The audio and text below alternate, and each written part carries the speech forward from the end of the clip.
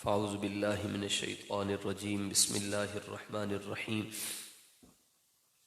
ان اللہ معنا صدق اللہ مولانا العظیم ان اللہ وملائکتہ یصلون علی النبی الذین آمنوا صلوا علیہ وسلموا تسلیما اللہم صل علی سیدنا مولانا محمد وبارک وسلم علیہ۔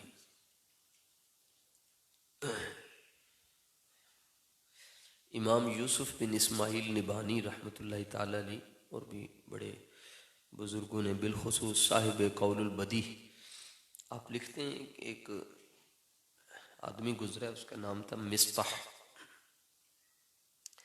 ہنساتا رہتا تھا لوگوں کو، اس کا کام ہی یہ تھا کہ بس کسی کو خوش کر دینا، کوئی ہنس جائے، اور وہ کتابت کرتا تھا۔ پہلے زمانوں میں علماء کی کتابیں لکھی جاتی تھیں تو جو کاتب ہوتے تھے انہیں اجرت ملتی تھی، علماء کی کتابیں لکھتا تو ایک اس کی عادت بڑی اچھی تھی، وہ فوت ہو گیا تو کسی صوفی نے، صاحب قول البدیع نے یہ لفظ لکھے، صوفی نے، درویش نے اسے خواب میں دیکھا اور پوچھا ما فعل اللہ بکا، اللہ تعالیٰ نے آپ کے ساتھ کیا برتاؤ فرمایا، کیا معاملہ؟ اس نے کہا کہ موجیں لگ گئی ہیں، رب نے معاف کر دیتا۔ کہنے لگا کہ بیا یہ سبب کیا ہے؟ کہنے لگا میری عادت تھی کہ جب میں علماء کی کتابیں لکھتا تھا تو جہاں پہ کوئی محدث حدیث بیان کرتا تھا اور اس میں حضور پر نور صلی اللہ علیہ وآلہ وسلم کا نام آتا تھا تو میں ہمیشہ چاہے مجھے 100 بار بھی لکھنا پڑے، میں درود شریف لازمی لکھتا تھا۔ کہتا ہے دوسری میری عادت یہ تھی کہ میں ذرا کوئی جب وہ محدث حدیث بیان کرتے اور یہ لفظ آتا قال رسول اللہ تو میں اونچی آواز سے کہہ دیتا صلی اللہ علیہ وآلہ وسلم۔ اللہ تعالیٰ نے فرمایا مصطح، ہم نے تیری تو مغفرت کی ہی کی، لیکن تیری آواز سن کر جس نے میرے محبوب پہ درود پڑھا اس کی بھی مغفرت فرما دی۔ صلو علی الحبیب صلی اللہ تعالی علی محمد صلی اللہ تعالی علیہ وآلہ وسلم۔ ایک جگہ پہ یہ بھی پڑھا ہے جی، آقا علیہ السلام فرماتے ہیں جو بندہ معمول بنا لیتا ہے درود شریف کا، معمول پڑھتا رہتا ہے، 1000 کے الفاظ آتے ہیں، 1000 بار۔ حضور علیہ السلام فرماتے ہیں جب میں جنت میں داخل ہو رہا ہوں گا تو وہ بندہ جو 1000 مرتبہ درود شریف پڑھتا ہے اس کا اور میرا کندھا آپس میں ٹکرا رہے ہوگا۔ تو سبحان اللہ جی، بہت سی باتیں ایسی ہیں جو علماء اپنے سینوں میں لے کر ہی دنیا سے چلے، سننے والے نہیں تھے، تو یہ اب عام آدمی کو نہیں سمجھ آئے گی، تو چونکہ آپ جو ہے وہ عقیدے کے لحاظ سے صاحب بزم بہت پختہ ہیں، میں بھی اس لیے آیا ہوں، باقی شہرت سے بہت ڈر لگتا ہے جی، شہرت اور پیسہ یہ بڑی عجیب چیز ہے، اللہ تعالیٰ کا کرم نہ ہو بندہ نہیں بچتا جی۔ ہم کیا ہیں جی، کسی کی 4 فلیکسیں بن جائیں یہ کچھ بھی نہیں ہے، اصل تو یہ دیکھا جائے کہ ذکر کن کا ہو رہا ہے جی، ہماری کوئی ویلیو نہیں ہے جی۔ ہاں اللہ اکبر۔ امام مجدد پاک نے لکھا ہے کہ مجھے کشف سری سے معلوم ہوا ہے کہ جنت میں صرف حضور کے غلاموں نہیں جانا ہے۔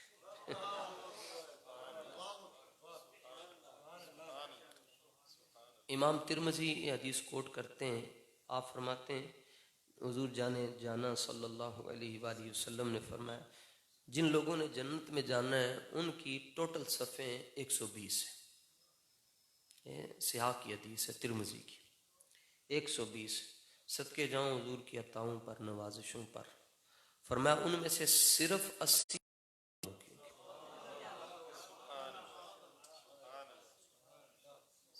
ثمانون منہا من هذه الامہ او کما قال، 80 صرف میرے غلاموں کی ہوں گی۔ میں حضور فیض عالم حضرت داتا علی اجمیری رحمۃ اللہ تعالی علیہ کے دہلیز پاک کو اپنی آنکھوں میں بسا کر یہ بات عرض کیا کرتا ہوں، میں کہتا ہوں میرا دل کہتا ہے کہ حضور علیہ السلام کی امت میں صحابہ، اقطاب، اور ابدال کے بعد پہلی صف لاہور والوں کی ہوگی.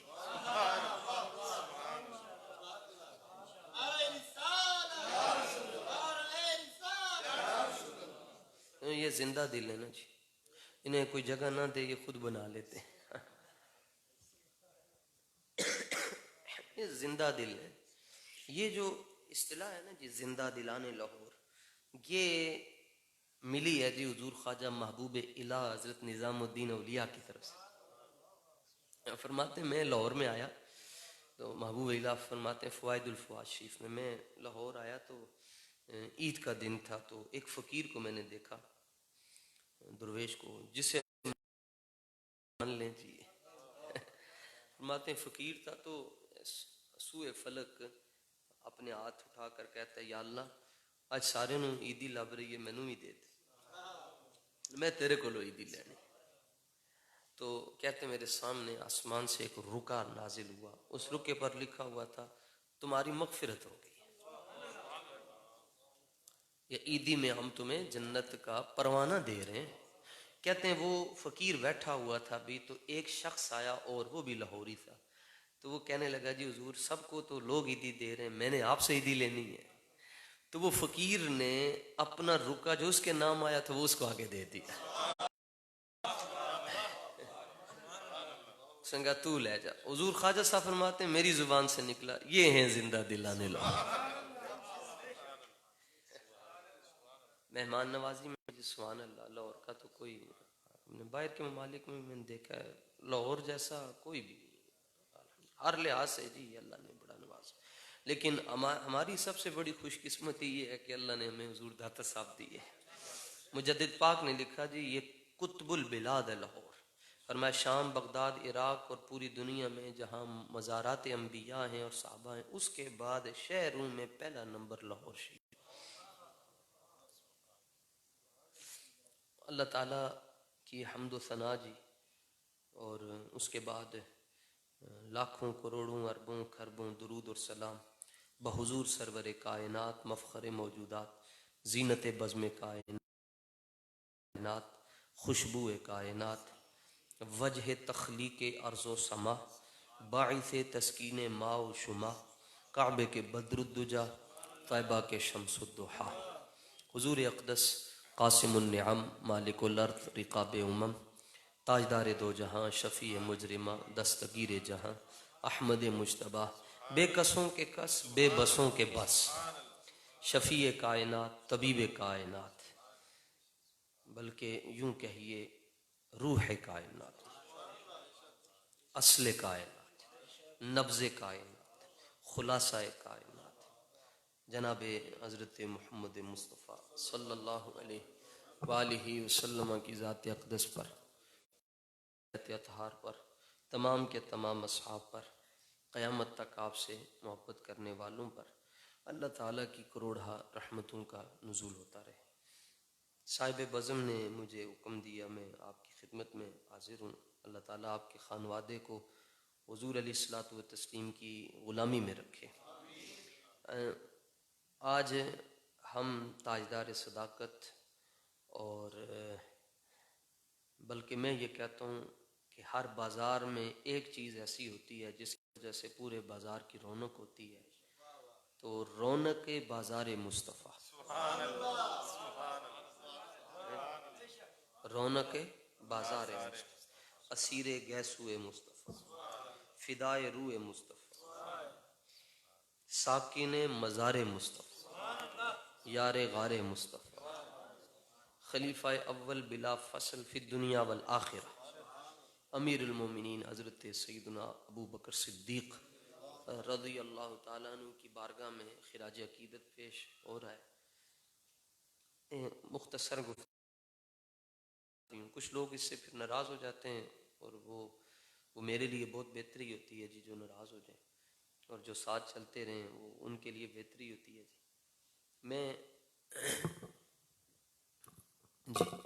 میں جلد از جلد جی اپنی گفتگو کو ختم کرتا ہوں. ایک بات یاد رکھیں جی، اعظم شان صدیق دی کی دساں بس ایکو یار ہزاراں. ہیں جی، کوئی صحابی ایسا نہیں ہے جس نے حضور کا طواف نہ کیا. آپ کو پریشان نہیں ہونا چاہیے. الحمدللہ میں جامعہ نظامیہ سے پڑھا ہوں، امیر المجاہدین کا شاگرد ہوں. یہ الگ بات ہے، پڑھا فلک کو دل جلوں سے کام نہیں. تو ہر صحابی جی رسول اللہ صلی اللہ علیہ وسلم کا طواف، حجروں کا طواف کرتا ہے.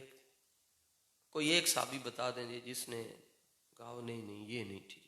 وہ کہتے تھے صحابہ کا مسلک کیا ہے؟ صحابہ کا مسلک رخ زیبا کی تلاوت کرنا. یہ رخ زیبا، وہ کہتے ہیں ہماری صبح صادق نہیں ہوتی تھی جب تک ان کو نہیں دیکھ لیتے تھے. جی مگر لیکن جو محبت کا سوق ادھر نظر آتا ہے وہ کہیں اور نہیں. ہر ایک نے بے مثال محبت کی. میں ایک مثال عرض کرنے لگا ہوں جی. نبی علیہ السلام کے ایک صحابی ہیں حضرت بشر بن برا المعرور رضی اللہ تعالیٰ. جنگ خیبر میں آقا علیہ الصلوۃ والتسلیم جب تشریف لے کر گئے تو آپ کو بکری کا گوشت بھون کر دیا گیا اور اس میں زہر تھا. اللہ لالچ سے بچائے جی. امام حاکم نے لکھا کہ دنیا کی لالچ اتنی بری چیز ہے کہ لوگوں نے رسول اللہ کو بھی زہر دے دی. اتنی بری. آپ آج دیکھتے ہیں مولوی بدلتے جا رہے ہیں 30-40 ہزار پہ، یہ تو کچھ بھی نہیں ہے جی. صدیق اکبر کو زہر دیا گیا، ایسا تھا کہ اس کا اثر پورے 1 سال کے بعد ظاہر ہوتا ہے. آپ نے لقمہ منہ میں ڈالا، بندہ پاس بیٹھا ہوا تھا، وہ کوئی حکیم طبیب تھا، کہنے لگا جی مجھے سمیل آ رہی ہے زہر کی، لیکن اب لقمہ چلا گیا ہے، اب 1 سال کے بعد آپ نے فوت ہونا ہے. پورا 1 سال گزرا اور صدیق اکبر کا وصال. حضرت عمر رضی اللہ تعالیٰ عنہ کو مصلی پہ شہید کیا فجر کی نماز کے ٹائم، لالچ کی وجہ سے. حضرت عثمان غنی کو کیسے شہید کیا گیا، بلکہ آپ کی جو زوجہ تھیں سیدہ نائلہ، ان کی انگلیاں کاٹ دی. اب یہ مدینہ شریف کی میں بات کر رہا ہوں. مولا علی رضی اللہ تعالیٰ عنہ کو کیسے شہید کیا گیا، بلکہ ان کا پلین تھا، جو خارجی تھے وہ کہتے تھے ہم نے مولا علی کی جسم کو آگ لگانی. امام حسن مجتبی زہر دیا گیا. حضرت امام حسین کو 300 تیر مارے گئے، 300 تیر آپ کے جسم میں لگے. ایک بڑی طویل یہ میں نے آپ کو اوپر والی مثالیں دی ہیں، تو نیچے تو پھر کیا آپ سوچ بھی نہیں سکتے. اب حضور علیہ السلام کو جی وہ بھنا ہوا گوشت دیا گیا.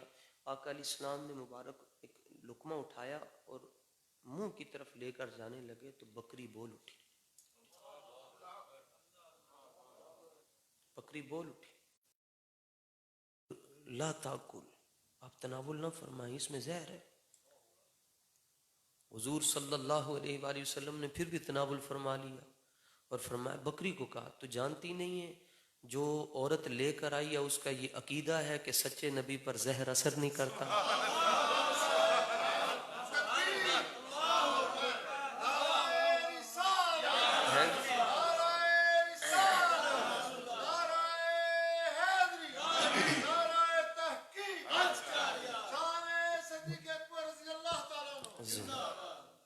آپ نے فرمایا وہ دی گل کی میں پوری ہونی. آپ نے وہ کھانا وہ تناول کر لیا گوشت، لیکن آپ کے ساتھ وہ صحابی بھی بیٹھے ہوئے تھے حضرت بشر بن برا المعرور، انہوں نے بھی لقمہ منہ میں ڈال لیا. آقا علیہ السلام نے فرمایا کہ اینو نگلنا نہیں، اینو اگل دے، یہ وچ زہر ہے. وہ بھی کھا گئے اور بیٹھے بیٹھے ہی ان کا وصال ہو گیا. اتنا خطرناک اور اتنا تیز زہر تھا اس میں کہ آپ فرماتے ہیں امام ابن اسیر نے لکھا اٹھ بھی نہیں سکتے اپنی جگہ سے، حضور دے سامنے جان دے دی تھی. لیکن جب وہ لقمہ نیچے چلا گیا حضور علیہ السلام نے فرمایا میں تینوں کیا بھی ہے کہ اینو نگلنا نہیں ہے، تو اینو اگل دے، اور آپ اس کو باہر کیوں نہیں کر رہے، کیا نہیں کر رہے. حضور نے فرمایا انگلی پا کے انہوں باہر کاٹ دے. عرض کیا یا رسول اللہ صلی اللہ علیہ وسلم، میرے ایمان نے اس بات کی مجھے اجازت نہیں دی کہ میں آپ کے سامنے تھوک دوں.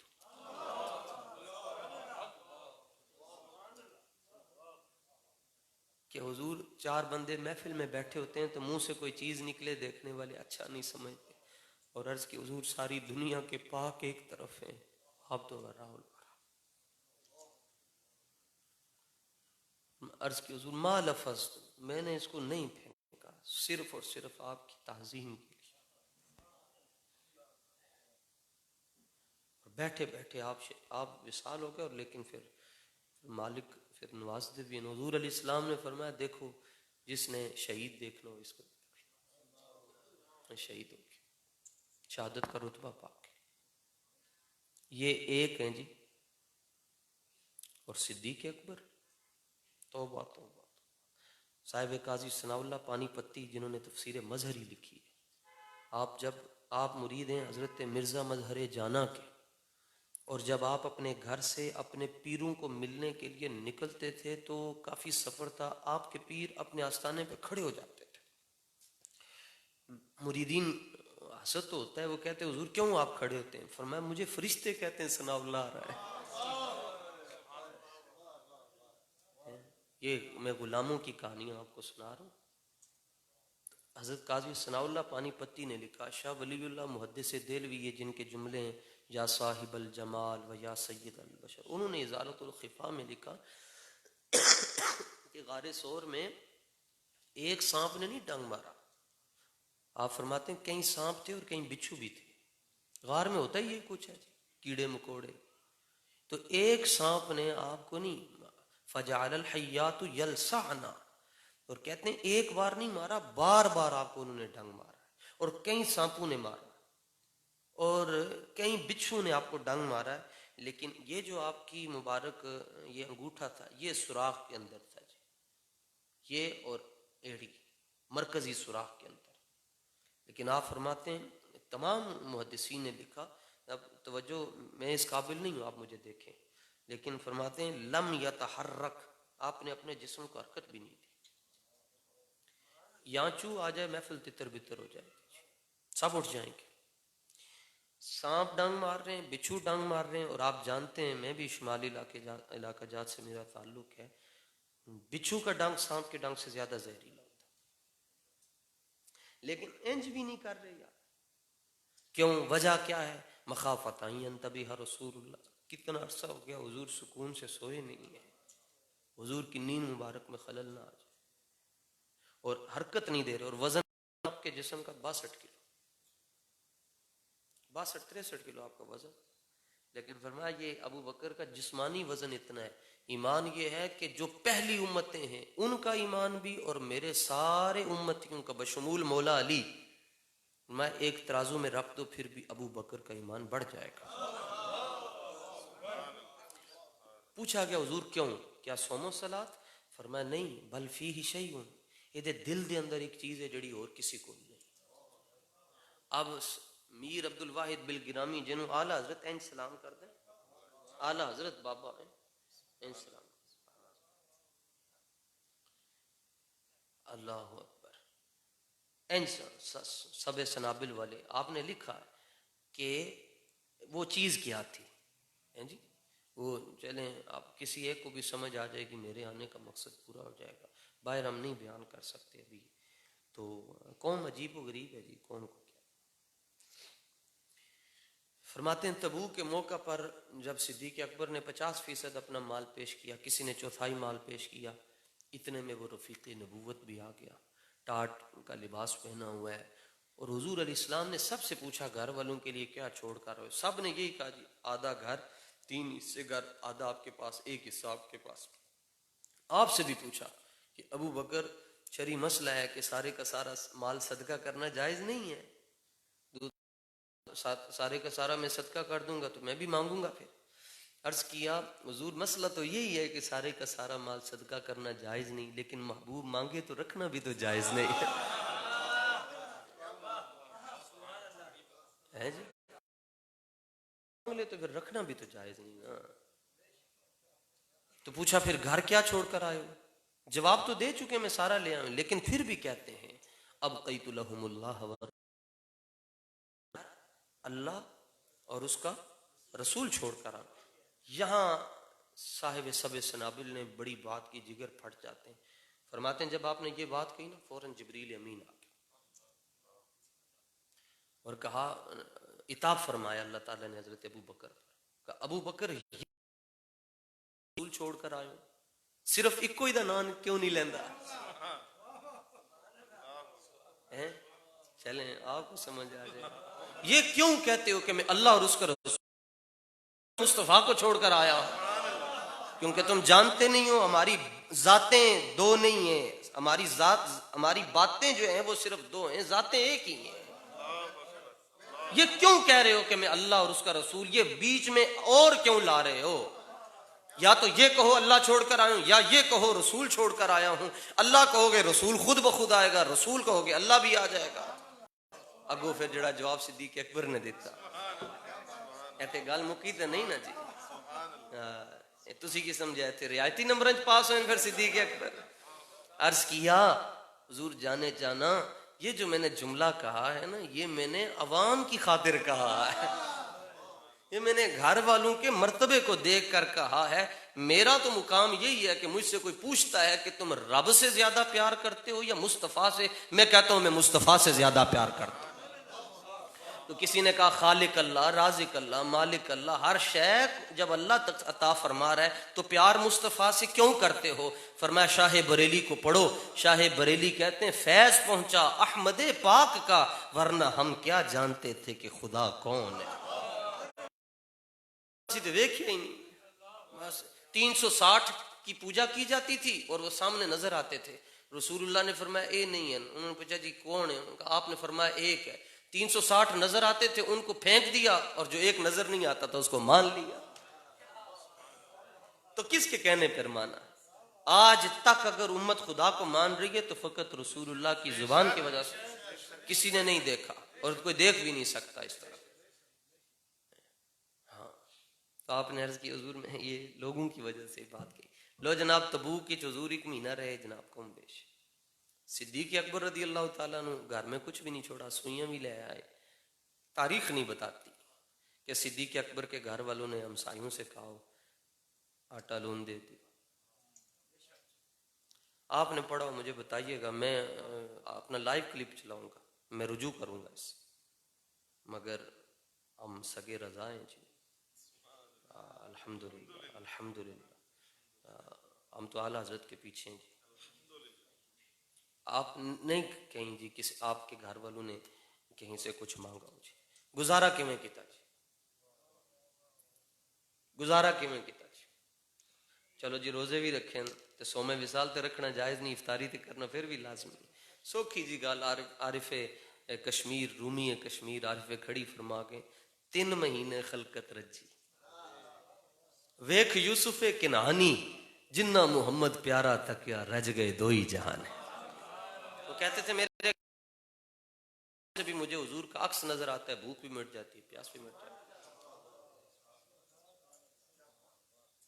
اس لیے بلکہ غار میں جب آپ تھوڑے پریشان ہوئے، بڑا خوبصورت جملہ لکھا جی قاضی ثناء اللہ پانی پتی علیہ رحمٰن نے فرمایا، رافضی کہتے ہیں ابو بکر ڈر گیا، آپ فرماتے ہیں لعنہم اللہ، اللہ رافضیوں پر لعنت کرے۔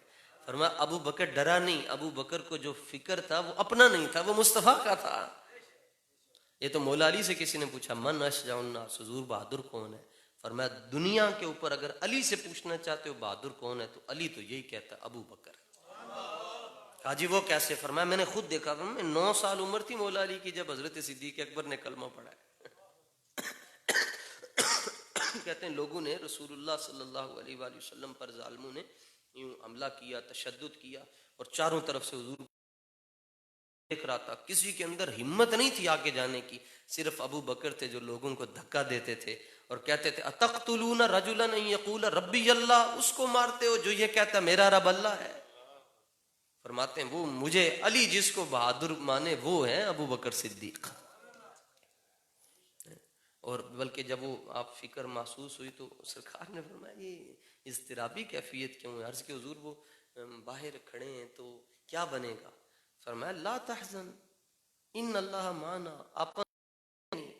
غار کے اندر ہم 2 نہیں ہیں، ایک تم ہو ایک میں ہوں، تیسرا خدا ہے۔ اور فرمایا ان اللہ معنا، یہ نہیں کہ اللہ میرے ساتھ بھی اور تمہارے ساتھ، فرمایا ہم دونوں کے ساتھ ہے. جب تک قرآن کی یہ آیت رہے گی صدیق کے ساتھ بھی خدا ہیں اور مصطفیٰ کے ساتھ بھی خدا ہے. اللہ تعالیٰ اپنے محبوب کریم نبی پاک صلی اللہ تعالی علیہ وآلہ وسلم کے طفیل ہماری حاضری کو اپنی بارگاہ میں قبول فرمائے، میری ذات کی طرف منسوب کیجیے گا. جو اچھی لگی اس میں بزرگوں کا فیض، میرے اساتذہ کی مہربانیاں، یہی دعا دے کر جاتا ہوں جی. صدا بہار دیں اس باغ کدی بھی خزانہ آوے، اومن فیض ہزاراں تائیں ہر بکھا